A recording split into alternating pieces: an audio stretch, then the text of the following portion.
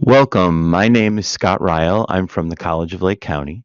This is the final presentation of the 11th Annual Growing Online Learning Conference presented by Illinois Community Colleges Online, or ILCO. The theme for this year's conference is Accessibility, the Road to Success. It is our hope that this conference will provide strategies and practices for colleges and faculty to use to improve accessibility in online instruction.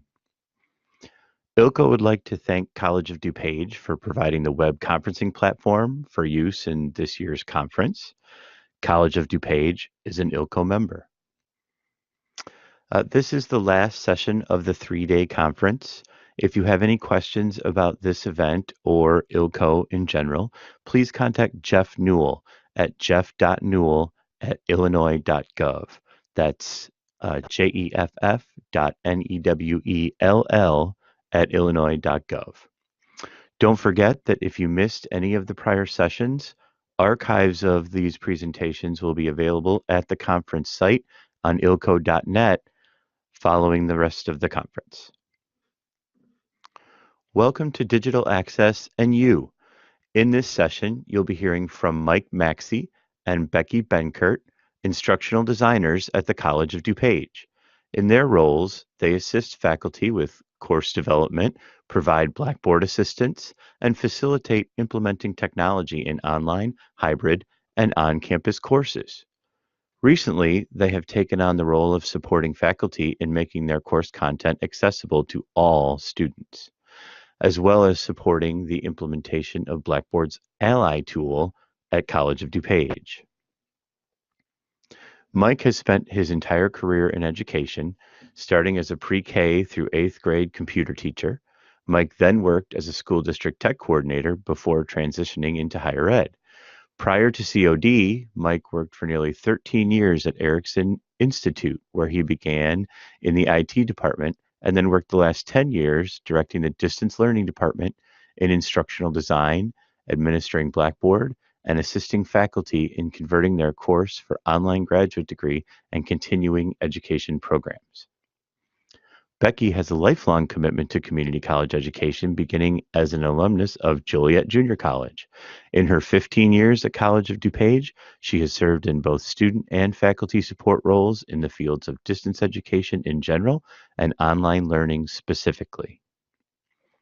Mike and Becky, take it away. Hi, everyone. My name is Mike Maxse, and I'm an instructional designer here at the College of DuPage, and along with me is Becky Benkert. So in today's session entitled Digital Access and You, we'll be going over some of the main starting points we emphasize with users when they make content accessible. We won't be introducing any advanced tools in this session. Instead, we'll be focusing primarily on Microsoft Office and the different settings which help improve content accessibility. So before we jump into the content slides, we first wanted to summarize the Learning Technologies department at COD. In Learning Technologies, we're a faculty support-oriented department which assists faculty in the remediation of Blackboard, course development, and instructional technology. So we'll talk more about this in a bit, but we're currently starting our first semester trial of Blackboard Ally, and we are also the go-to department for course and content questions, along with consulting for implementing UDL principles. We're also more than happy to take a look at courses when faculty want us to make sure their content is clear, that things are set up correctly in Blackboard, and in general, if faculty just want another set of eyes on their course. And we help recommend technology and processes that faculty could implement in their course sections. As Vance talked about the other day, accessibility is a social justice, or as he put it, a civil rights issue. Students with disabilities have historically been excluded from society in general and specifically higher learning. Making your content accessible to everyone reduces the stigmatization of this difference. So students who might normally need to request accommodations to request content in a different format than it was originally presented. If you provide content in a variety of formats, this keeps students from having to ask for the content in a different format. Remember that disability is diversity, so by making accessible content, you're making it available to a wider variety of, or wider span of the population. Accessibility is also inclusion. You're including everybody, making your class accessible, able to be viewed and learn the content by everybody. And one thing that we really want to emphasize in this presentation is how accessible documents impact all students. So when content is accessible, it allows students to adapt content to their learning preferences, as well as their preferences for knowledge acquisition. I always like to say that accessibility and UDL are best buddies, since really when set up correctly, they are both aimed at helping all users in their situations with how content will be used. This includes allowing content to adapt to multimodality and the different ways students learn and communicate. Accessible documents also help increase comprehension. That's why we have ELA listed on this slide as an example of students who benefit from accessible content as they improve their literary skills. Making content accessible improves content availability. As Mike talked about, universal design and responsive design and accessibility all really go hand in hand. If you make content available in a variety of modalities, it can adapt to a wider variety of devices. Students may be using desktop computers, laptops, tablets, phones, and even assistive technologies such as screen readers is one example. And by making content available in a variety of modes, it can be viewed on a lot of different devices. The content goes along with students wherever they are and however they want to access the content and however they learn best. An interesting fact we found is that 85% of Facebook videos are watched without sound. So think about that. In the general society, people are watching videos with closed captioning on. And it stands to reason that students are going to be doing this in your class as well. This also allows for students to use multiple devices even at the same time. A student might have a computer that they're sitting in front of and a smartphone that they're using. They can use that to reinforce the way that they're learning the content. So next we want to highlight the differences between accessibility and accommodations. At COD, we have the Center of Access and Accommodations, and that department helps ensure access, provide accommodations, and coordinate student support services. So these include services such as testing accommodations, mobility assistance, sign language interpreters, assistive technology, and other student-focused services. They do not help faculty with general accessibility support. So really, that department is reactive to the student requests and needs. When content is already created as being accessible, it's proactive to all students' needs and uses. This makes content more inclusive since it's geared towards all students right from the start and serves the whole college population. For the students that have registered for accommodations, making sure the content is accessible really helps with streamlining their workflows and ensures they don't have to wait for content to be converted to different formats. There's a video resource link later in this presentation where a visually impaired student at COD describes how disheartening it is to log in to do their work only to find that it wasn't set up correctly and doesn't allow him to complete his tasks during the time he set aside to do his studying. So I've also included another link in this slide to a video created by the National Federation for the Blind. And I should note that you'll get a copy, you'll be able to download a copy of this presentation. So we have resource links throughout that's further on down the road. You can take a look at the presentation and look at those other resources when you have time. So, but this video from the National Federation of the Blind, I find it's an interesting one to watch since it kind of flips the table with the class, including all of the course content, since it's being offered to students with visual impairments. So When a student without a visual impairment takes the course, he finds all the content is in Braille and needs to go through all the steps to get it converted to another format. So now to really get into the meat of our content here, these are the accessible content starting points. And I think as we've talked about, nothing here is really groundbreaking. A lot of these things you can do to make your content more accessible right in Microsoft Office. This is a particularly beneficial thing here at College of DuPage, and it may be at your institutions as well, because all students, faculty, and staff have free access to Microsoft Office. I believe it's Office 365. So that it's available to everybody, and everybody can make content accessible. And you and individuals at your institution can make content accessible as well. So we'll talk about the use of native file formats such as docx, the PowerPoint file type, not PDFs, we'll get into that a little bit more later, defining headings and styles, designing for readability, creating descriptive links, descriptive hyperlinks, providing alternate text, using colors effectively, captioning video files, and finally utilizing accessibility checkers for file and content remediation. So using the native file format is the first accessibility suggestion since, well, it's pretty much the easiest.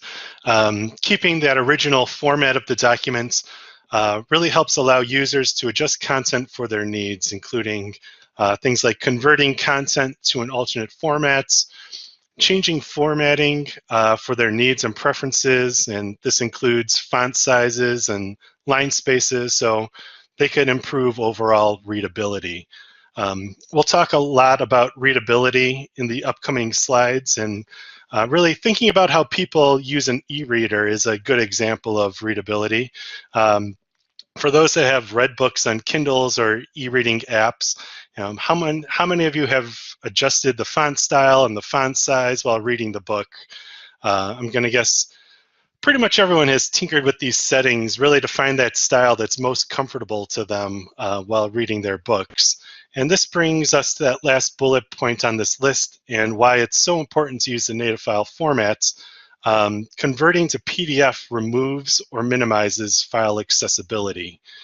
Some might be worried that sending out native styles allows others to change their contents, but just remember that users can't replace the original file on your LMS or in an email that you send out. And really these days, there are a lot of converters out there that allow for the editing or converting of PDF documents. So really those aren't as locked down or difficult to edit as they once were. I've included a link also on the slides to the cheat sheets for the NCDAE, and that's the National Center on Disability and Access to Education. And these cheat sheets are actually really great since they give tips for multiple versions of Office for both the Mac and PC. And some guides that they have put together also include video tutorials to go along with them. And usually each of their tips also have one-page guides for easy reference as you go through working in these programs. So we've really been working to discourage you from using PDFs. And this is essentially why the native, if you have to use a PDF though, if you have to convert a file into a PDF for some reason, the native file format has to be exported correctly in order to maintain as much accessibility as possible. So if you spend a great deal of time making a Word file, for example, or a PowerPoint file accessible, converting it to a PDF can cause you to lose a lot of that accessibility. But if you have to have it in a PDF, you can save a file or convert a file to a PDF, saving it for web or as a tagged PDF. You'll definitely want to avoid printing as a PDF, because the option to print as a PDF, because that you'll lose a lot of the tagging and a lot of what makes the native file format accessible.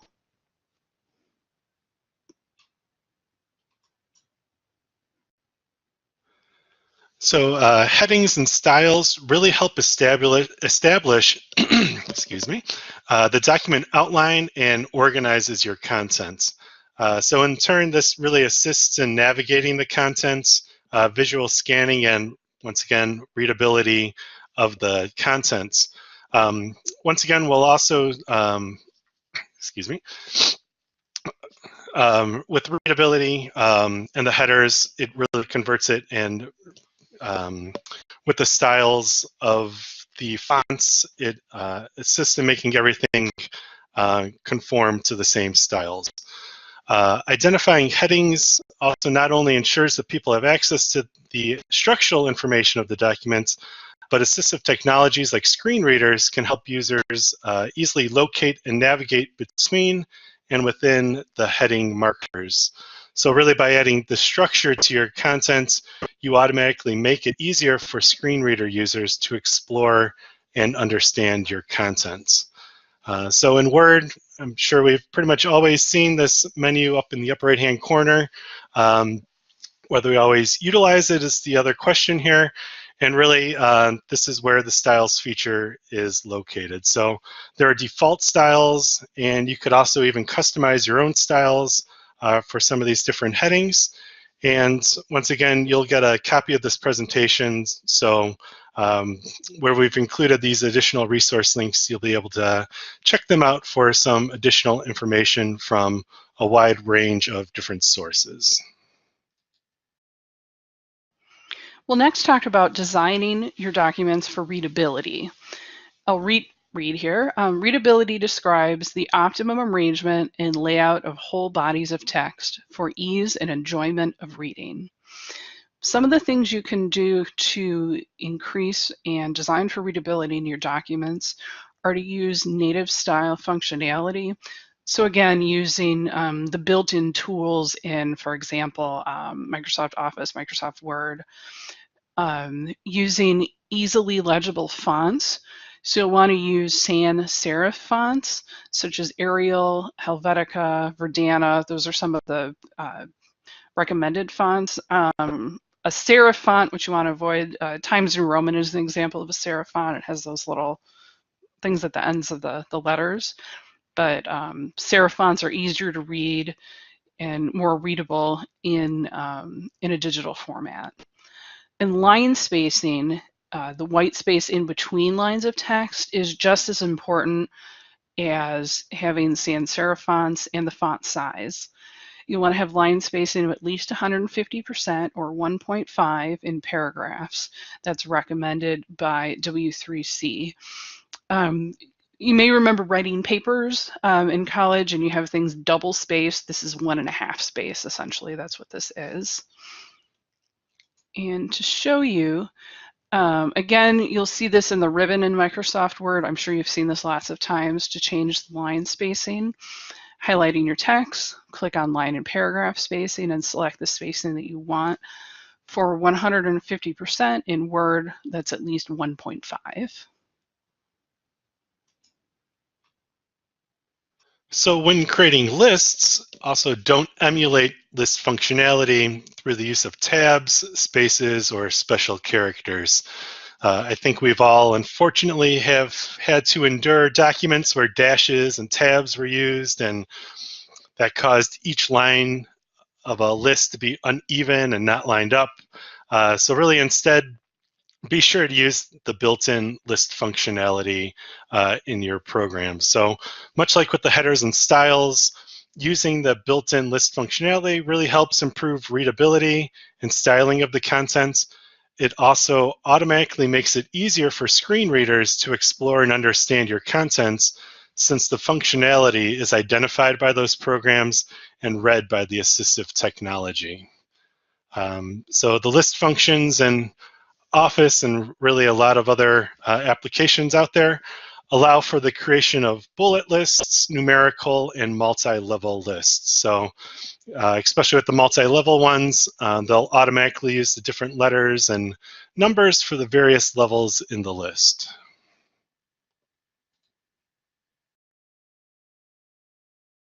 Time for a little quiz here.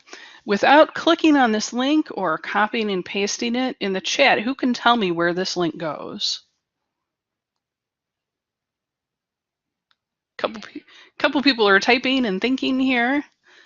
Okay, let's take a look at the next slide. Okay, so there's our original link at the top. And then below that is Google search for ILCO. So which one's easier to determine where the link is going? Oh, a couple of you found ILCO here. So it was a Google search looking for the ILCO website. So you want to use, this is the importance of using descriptive links. For students or individuals using a screen reader, it would read out HTTPS. You don't want to have people wait for it to read out that entire thing. And it's just not very clear where this link, the top link, goes. The second one, Google search for ILCO, it's very clear where it goes. Additionally, with a screen reader, a reader can jump from one hyperlink to the next. So you'll also want to avoid using links that say things like click here, because you can just jump from one link to the next that says click here, and your users won't have any idea where the links go or what the context is. So in order to do this, in Microsoft Word, it's highlighting the text, right-clicking. It'll show you the text to display, which for this instance, it's the College of DuPage homepage. So we put in College of DuPage as the text to display, put in the URL for the address, and save it. That's all you have to do. It's really simple, and it makes it a lot easier for people to tell where your hyperlinks are going. Something I want to mention too, if you know people will be printing out your document, you can still use the shorter descriptive hyperlinks. And then since you can't click on it on a piece of paper, you can provide the full URL at the bottom or in some sort of alternate resource for people if they do need to be able to see the entire hyperlink. Alternate text describes an image, photograph, chart, or other graphic in your content. Overall, this helps in understanding what's on the page, even if the graphic doesn't load properly. So once again, another issue we've probably all faced is in the past where instead of seeing an image on the screen, we see that white outline of a graphic with the red X in the corner. So if there was alternate text on those graphics, the user would at least get a description of the image and its context to the document contents. Me personally, I've always kind of associated alt text, at least in the past, more with web-based contents. But should be noted that Office allows for alt text to be included in all of its applications. And really the way to get these options is to right-click on an image and you'll get that format picture option. So once you're in that format picture option, there'll be subtabs for areas where you can include alternate text for your graphics.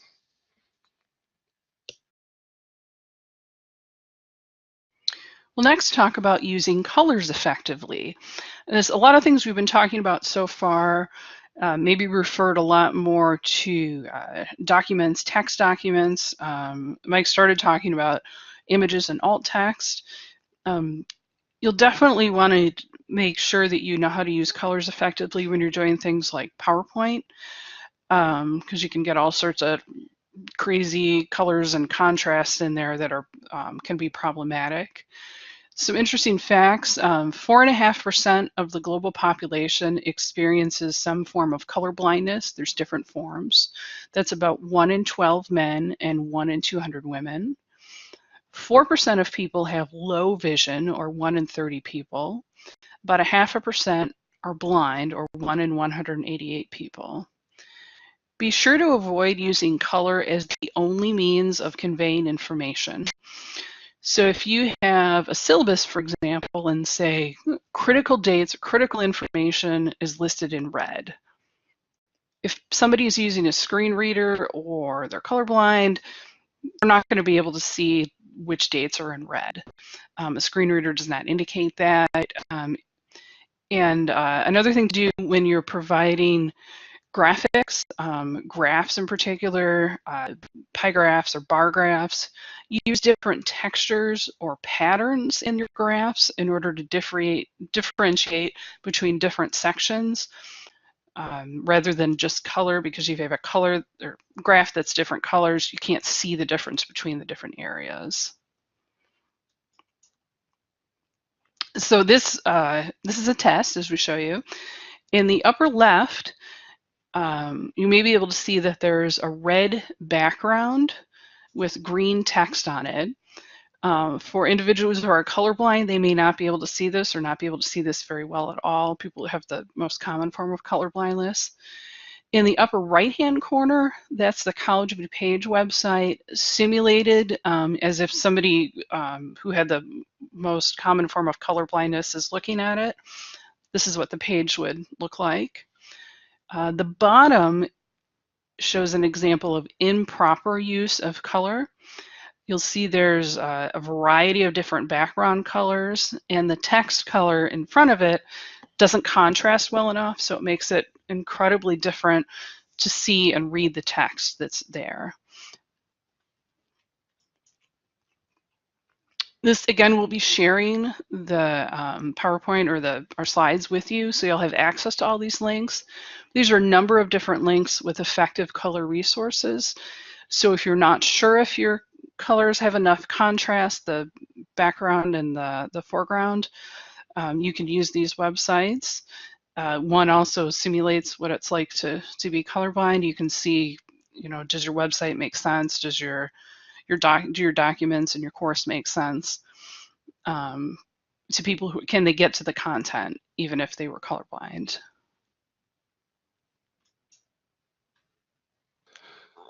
So before you send your emails or share your documents, you can be sure to try running it through an accessibility checker to make sure the content is easy for people with all abilities to read and edit. So it was mentioned in the presentation yesterday on how Microsoft Office has an accessibility checker function in all of its programs, and that will help identify items that don't meet the accessibility standards, and it will even go through on slides and PowerPoints of what needs to be corrected to reach those different standards. So Blackboard Ally is a tool that evaluates course content and provides alternate formats for students. As we learned in the session earlier, Laura Tompkins here at COD went through our Blackboard Ally section.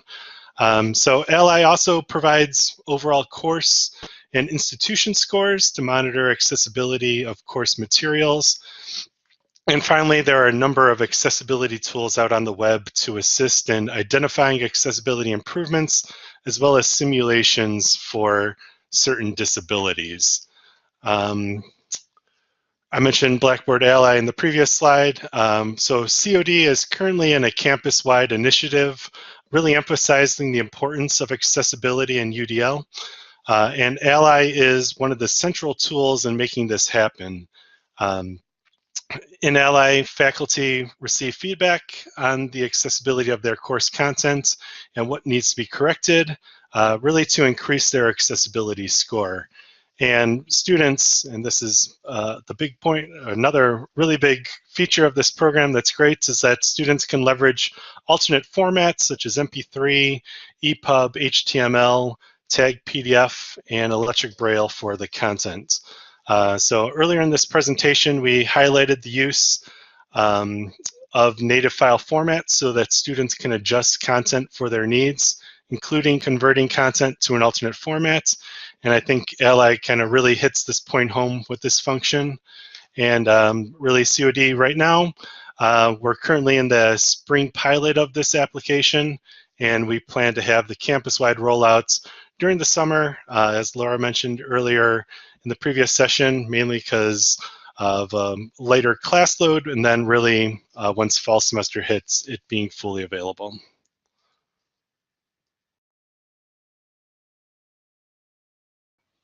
A final item that we'll talk about are captioning video files. This is kind of separate from things we've been talking about before in that it's not necessarily something you can do directly in a Microsoft Office type program. Captioning video files is extremely important though. Over 28 million American adults are either deaf or hard of hearing. Statistic we mentioned earlier, 85% of Facebook videos are watched on mute. Captions also improve comprehension. Think about watching a video and reading the text. You could, if you could watch the video, read the text, hear the information all at the same time. It's fantastic reinforcement, especially for students who may have learning disabilities or individuals for whom English is not their first language. It can help with comprehension. It can help with learning the language. These last two statistics I thought were really fascinating. Kind of give them in reverse here. 66% of videos without captions, with no captions, are watched to completion, where 91% of videos with captions are watched to completion. If you want people to watch your entire video, include captions.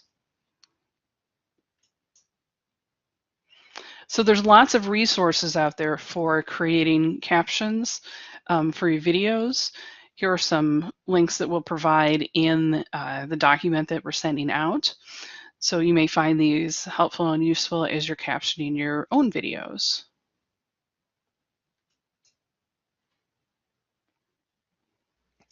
So this is the video I was referencing earlier that we put together at COD to kind of help with this initiative for accessibility in courses. And I think one of the things that is really great with it is that you hear student experiences and their experiences with both accessible and inaccessible content. So we have the link provided here, since video doesn't necessarily play all that well within Collaborate here. We provided the link where you can go back into the presentation later on down the line and give it a watch. So that's our content as of right now. We'd like to know if anybody has questions, comments, anything they'd like to know about making their content more accessible, making your content more accessible, your faculty members' content more accessible. So feel free to type questions in the chat or use your microphone and ask us questions verbally. So we have a question from Susan. What content do you give faculty about writing content for the web? I guess, are you talking about the readability of the content itself? I guess, do you have a more specific question? I don't know if you have any insight on this, maybe Mike as well. Well, I think a lot of what we even covered really relates to web-based material as well. You have those list items, using that alternate text, using those sans serif fonts, things like that, where it helps improve the readability, really how the page is even laid out and things like that as well. So I think that's one of the things too, is that at least for me, at least when I started off, is more web development type of stuff. That's a lot of the stuff you don't necessarily think of as much in your everyday documents, at least personally with me, but a lot of it relates in both formats, both in the content you create in Office and your other applications and web-based materials as well. So really being mindful of those things, with alternate text for the images and the descriptive links that Becky went over as well, really how those are laid out and labeled, so that really anyone that visits that web page and web contents, even within the LMS, has the same type of accessible content that's easily available for all the users. We have any other questions? I'd like to mention at this time we're waiting for the questions. We'd like to thank Tim Sweeney, who is our live captioner today for this morning's session and this afternoon. So thank you very much for this, Tim. Okay, well, hearing no other questions, I'd like to say thank you to Mike and Becky. Let's give them both a thank you or a round of applause in the chat. Thanks everyone for attending, and thanks Scott for moderating. No problem. So this was the final session of the conference. Remember that the archives of these presentations will be available at the conference site on ilco.net very soon. So thank you all for coming, and we hope to see you next year.